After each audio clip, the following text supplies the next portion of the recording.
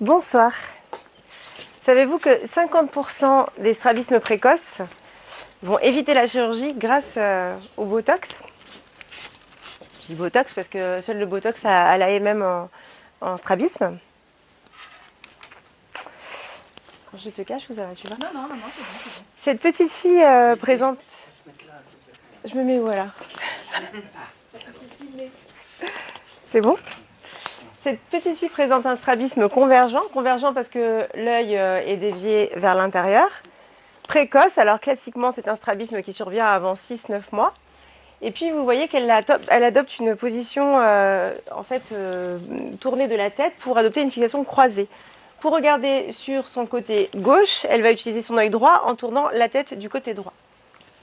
Jusque dans les années 90, avant l'utilisation de la toxine botulique, cet enfant aurait eu une proposition d'opération vers l'âge de 3 ans. Et donc jusqu'à cette période, on aurait dû attendre avant de proposer une opération. Alors la chirurgie différée vers l'âge de 3-4 ans présente l'avantage d'éviter les chirurgies inutiles chez les cas qui vont spontanément se résoudre, ce qui représente quand même 20% des cas de strabisme précoce.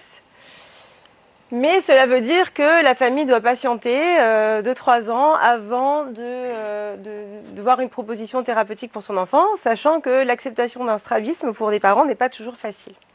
Et surtout, on sait que plus tôt les axes oculaires sont remis en axe, on va dire, meilleure sera la qualité de la vision binoculaire à long terme. Et c'est justement cet argument qu'avancent les partisans de la chirurgie ultra précoce aux États-Unis, vers l'âge de 6 mois, sans tenir compte du fait qu'à ce moment-là, on opère des enfants qui se seraient améliorés spontanément, et sans tenir compte du fait également que le nombre d'interventions au total est souvent plus important, parce que la chirurgie c'est le tout petit et a des résultats un petit peu plus aléatoires. Et c'est là que le Botox prend toute sa place, puisqu'on peut le proposer de façon assez précoce, à partir de l'âge de 9 mois, sans qu'il soit délabrant pour les muscles et sans qu'il engendre de déviations, de divergences secondaires ou d'interventions plus nombreuses. Alors, comment ça fonctionne? Pourquoi le Botox améliore l'évolution des strabismes précoces? Puisqu'on a vu que l'action sur la synapse est réversible. Alors, le Botox va agir sur le facteur spastique et instable d'un strabisme. Il n'y aura pas d'effet sur un muscle qui est déjà fibrosé ou rétracté.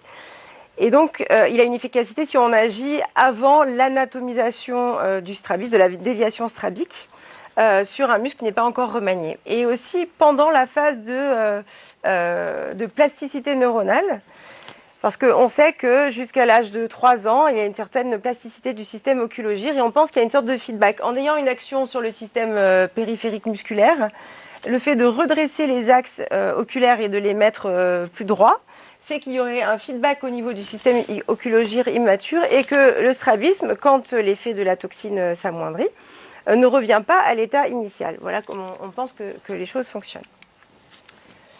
Alors, en pratique, c'est quelque chose de très simple. Ah non, il faut que je clique là. Donc, l'injection de Botox, oh, ça ne marche pas. Si, ça va marcher. Il faut cliquer une fois.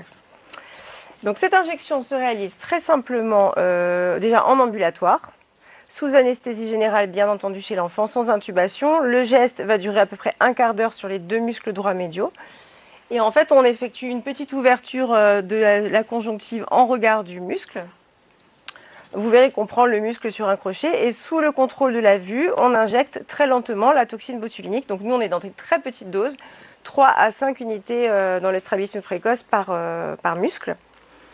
Et puis la petite ouverture conjonctivale est refermée par un point résorbable qui va tomber tout seul.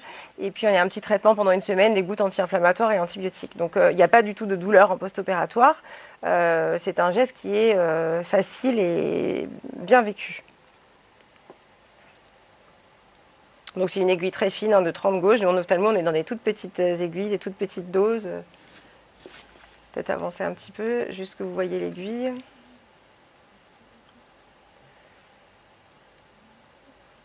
juste quand même voir les...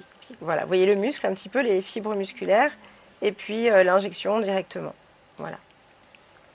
Donc cet enfant a bénéficié d'une injection de Botox. Donc les premiers effets apparaissent 48 heures après l'injection.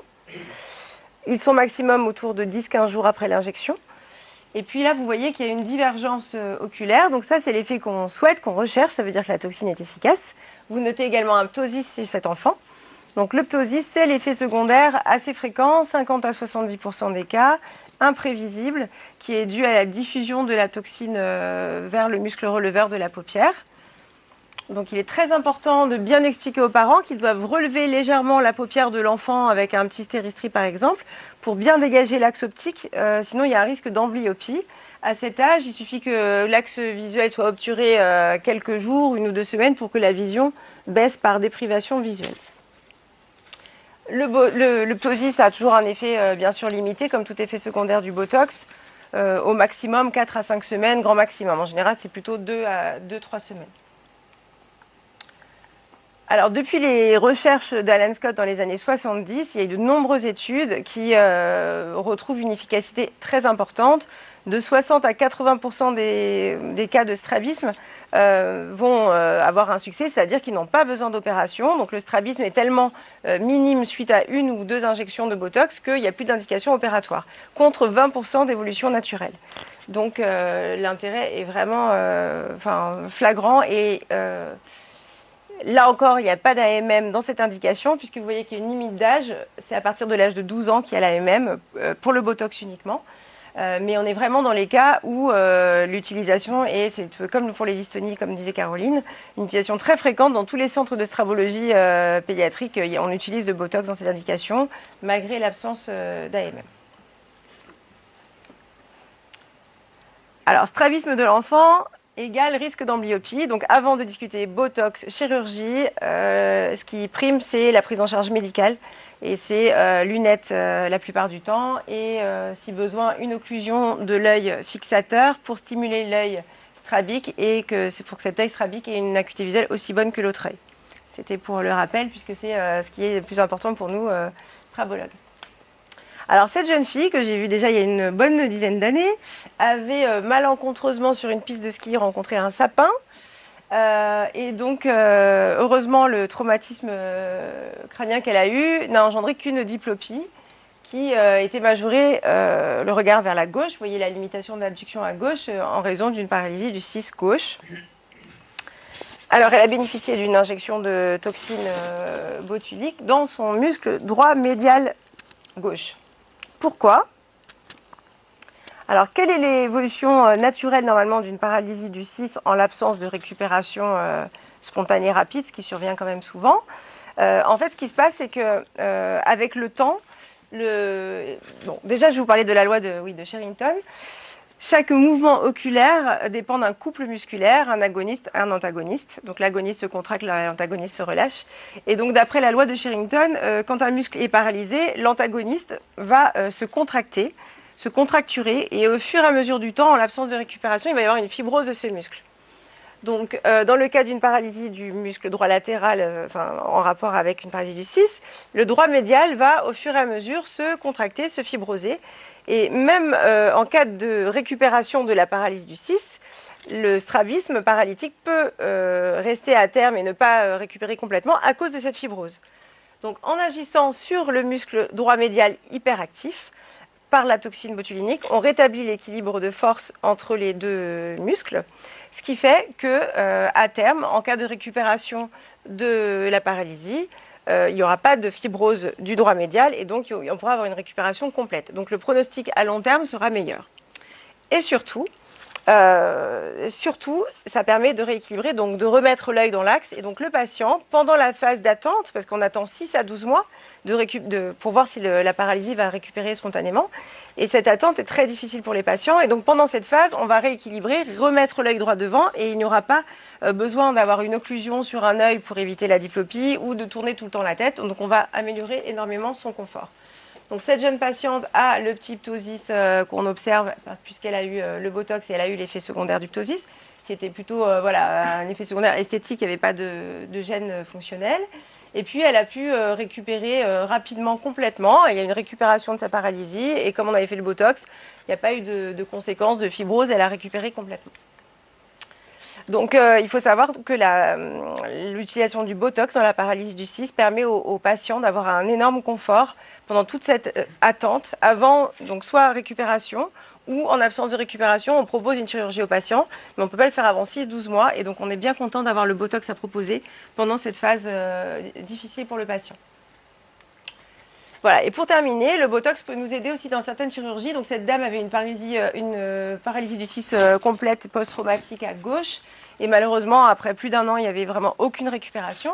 Donc là, j'ai fait une chirurgie de suppléance. En fait, on prend la force du droit supérieur et du droit inférieur pour essayer de tracter légèrement cet œil en abduction.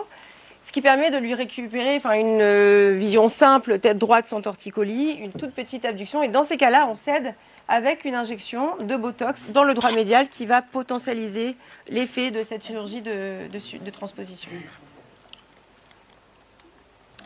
Alors, savez-vous que dans 50% des cas de strabisme précoce, on évite la chirurgie grâce au Botox? Je pense que maintenant, vous savez ça. Et puis, vous savez aussi que c'est vraiment un grand outil, un outil précieux pour nous pour apporter beaucoup de confort aux patients en cas de paralysie du 6. Et qu'il y a d'autres utilisations anecdotiques du Botox en strabologie, notamment pour nous aider dans certaines chirurgies complexes. Voilà, je vous remercie.